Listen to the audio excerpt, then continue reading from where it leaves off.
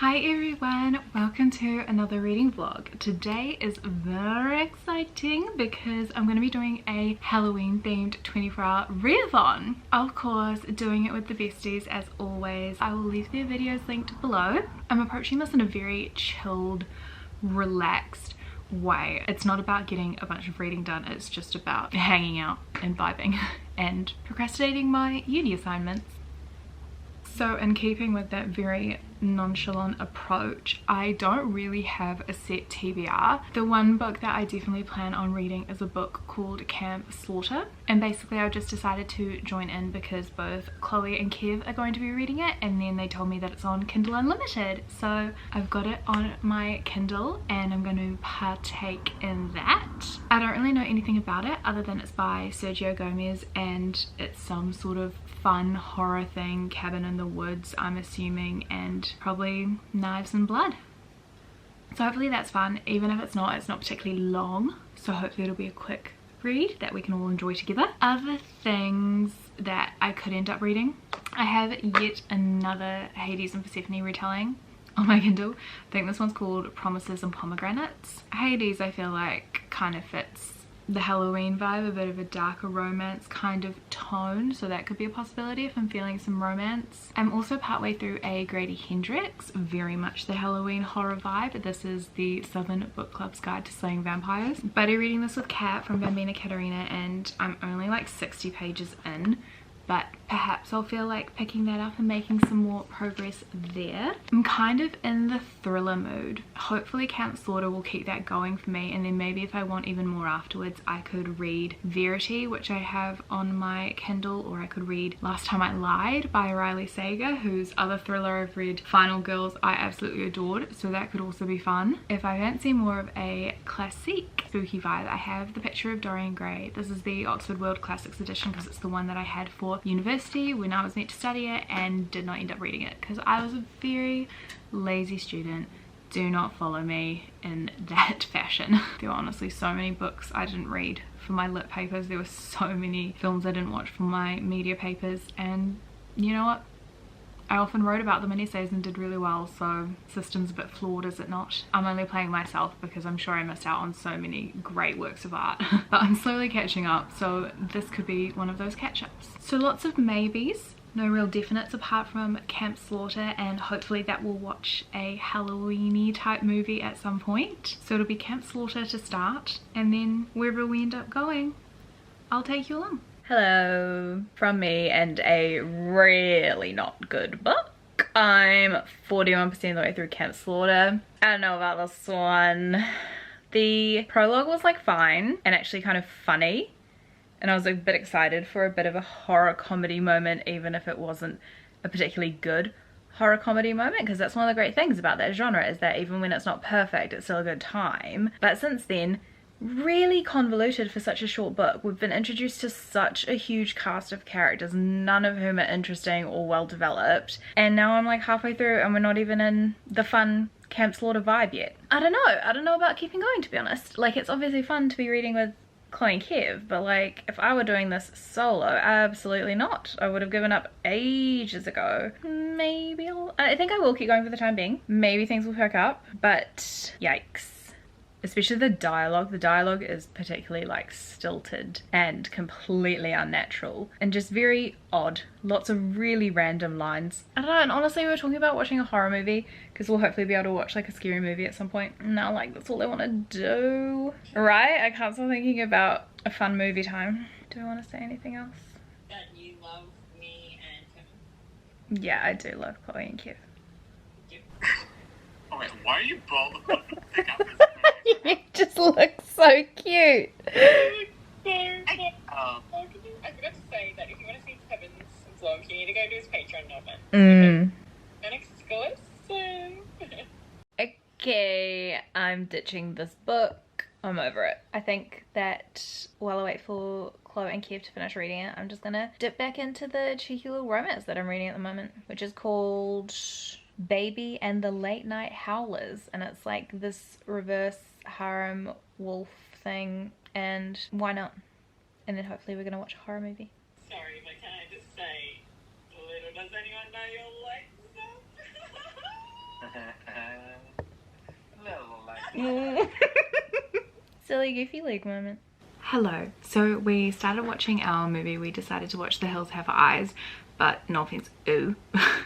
So we didn't finish that. So instead, Kevin, Chloe and I decided to watch an episode of Vampire Diaries because we've been working our way through season 3 together, and it's just ultimate happiness.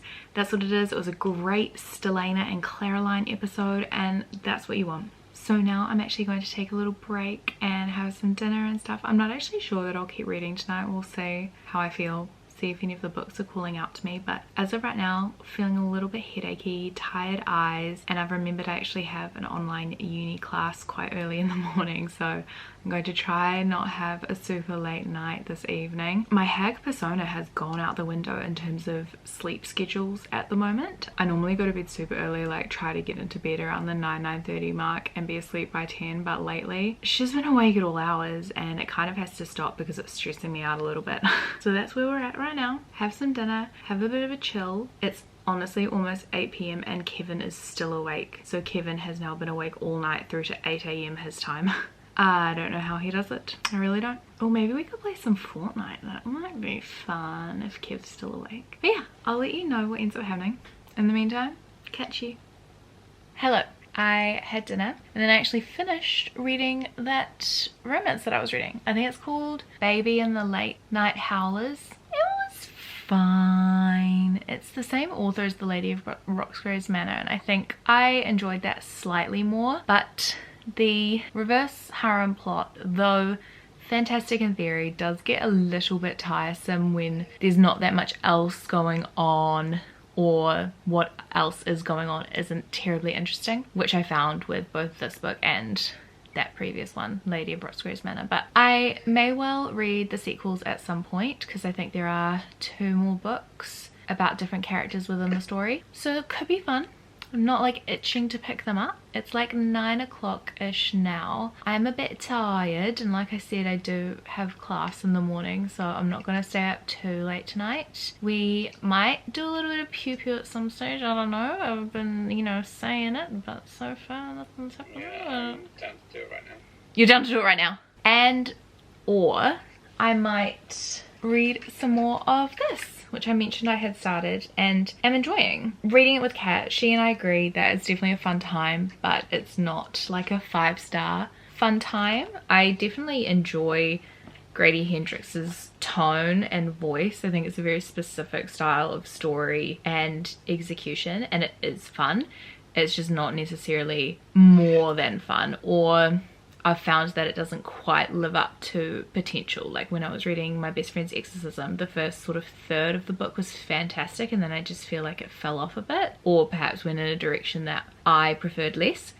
But they're definitely fun, like horror comedy specific, quite like gory and graphic, but in a way that isn't too confronting. But they do have those horror elements, so if you're a bit squeamish, maybe not, but if you can handle the squeamishness, then could be a fun time for you. So I might read some more of that, and I think I'll definitely read more of this tomorrow, even if I don't get to more of it tonight, and we'll see how things go. Hello everybody, it's actually a few days later now. So what ended up happening was that I wasn't able to continue reading for the remainder of the 24 hours the following day. I've had some online university classes, which are obviously timings that I cannot rearrange, and I've also had a really huge university assignment which I am still working on. But it's the weekend now, it's early Saturday afternoon, and I'm not really in the university work headspace at the moment, so I figured I would actually use this time, perhaps the rest of today and the evening, to continue reading and continue enjoying some spooky literature. This morning I actually did a live show with Chloe on her Patreon where we discussed Bunny, her Patreon book club read for October, and a book that both she and I adore, and perhaps the most gratifying and satisfying book to be able to talk about in full spoiler mode, because there is just so much in there, and to be able to converse openly about the contents and layers within that book is one of my favorite things ever. Incredible book. Had so much fun talking about it with her as always, and with all of her lovely patrons. So if you were there, good for you. And also in recent news, over the past couple of days I actually hit 10,000 subscribers, which is just insanity. I don't really know what else there is to say about how both shocking and lovely it is. I adore the time that I spend here with you all and hearing from you. It's a real pleasure and a privilege, and I have so much fun doing it, and I hope to be able to keep doing it for as long as I can. So thank you. I feel your love and I send love right back to you. Stunning moment for all of us. I actually got some lovely gifts from my Kevin and Chloe. Chloe sent me flowers and Kevin sent me cupcakes.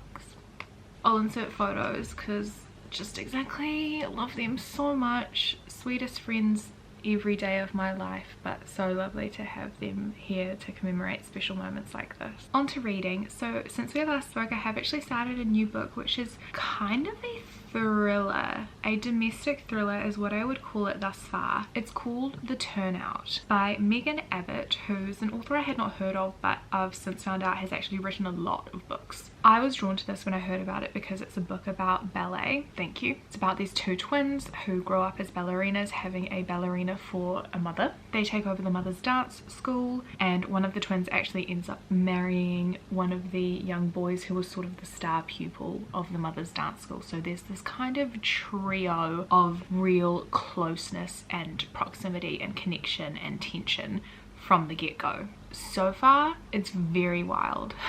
I was obviously excited for it, but then between buying it and actually starting reading it, I saw that Julia from Shakespeare and Such, who I love and who I have quite similar taste to, gave it 1 star.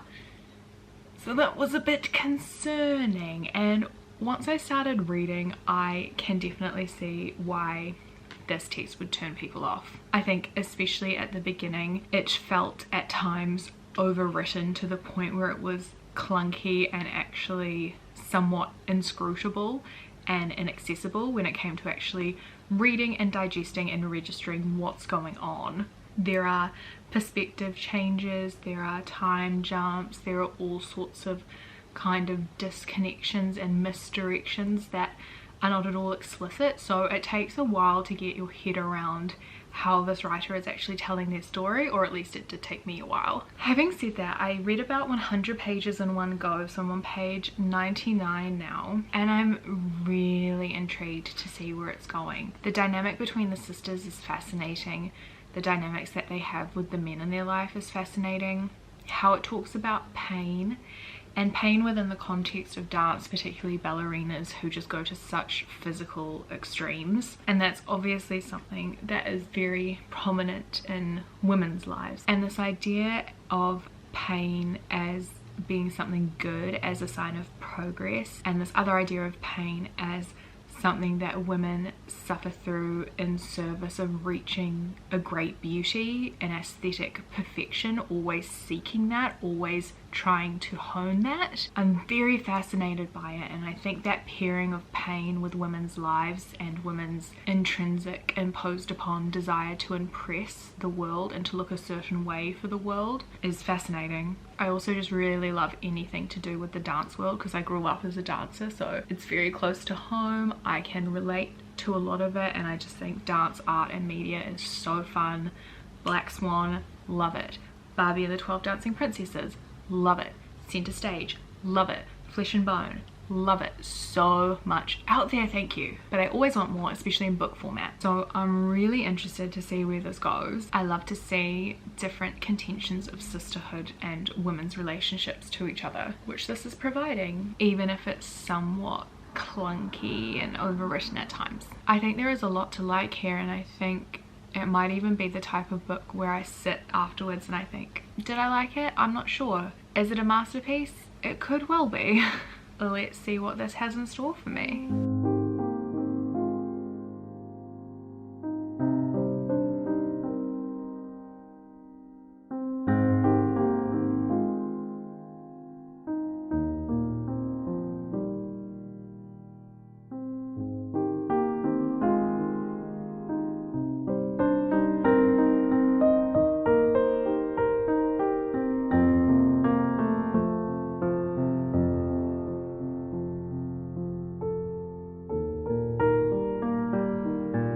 Hello, so I'm almost at the 200 page mark now, so I've read about another 100 pages and oh my god, this is very wild, and the further I get into it, the better it gets, I think, in terms of execution and this almost entrapment of the reader. Essentially, this book is about somebody external, a stranger who is completely aloof and unknowable, coming into your personal world, and that person is, in this case, evil, kind of like a thorn or a weed, and it's so disturbing and unsettling because they're basically taking control of everything and taking control of those people within your inner circle, and it feels like somehow they've manifested all this power for themselves and they're turning your life against you, basically. Very scary. I was unsure at first whether this would be a suitable book for a Halloween type video, but it is definitely scary. One of the scariest things I've read in a while, because I think that is such a relatable fear, this just total loss of control at the hands of someone else and you don't realize until it's too late. So yeah, lots to unpack here, and I'm really interested to see where it's going to go. I have about 150 pages left, so I think I'll definitely be finishing it today because I need to know what's up.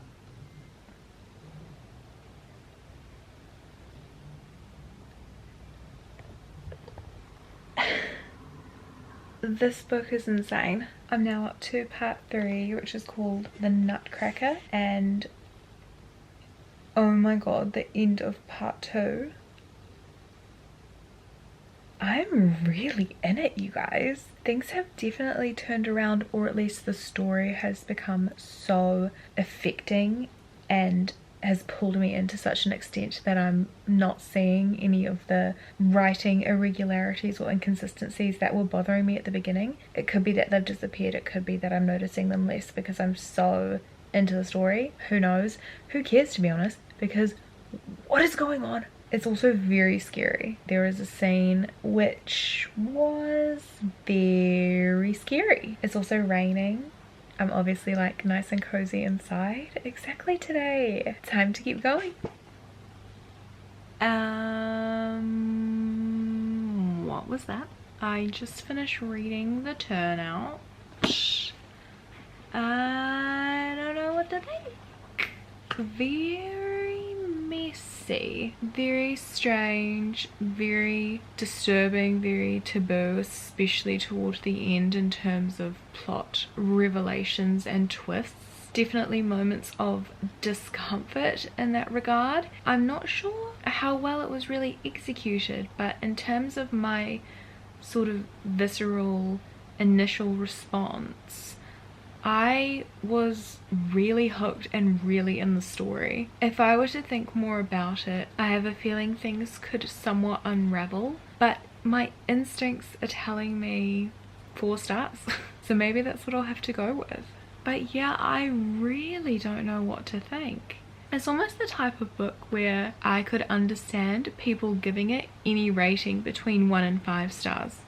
Do you know what I mean? I could understand why somebody would see nothing in it, and I can understand why someone would be totally overwhelmed by it. And you know what? I'm both. So perhaps the proper thing to do is a 3-star rating, just smack bang in the middle between the two. For all its issues, failures, whatever you want to call them, there is a lot of interesting stuff in here. I would be intrigued to talk about it with people who have read it. Perhaps I'll have to look at some reviews and see what I can find in terms of discourse and dissecting it. I will say there was a huge twist that I did not foresee. I was definitely shook. There were a number of twists actually, but 2 that were very shocking indeed. Another I think was somewhat alluded to throughout the novel, and I could sort of see coming in some way, shape or form. I wasn't sure how it would actually be articulated, but the kind of essence of the twist was something I had caught onto quite quickly. Still definitely interesting to see how Megan Abbott chose to have that play out, but yeah, interesting book,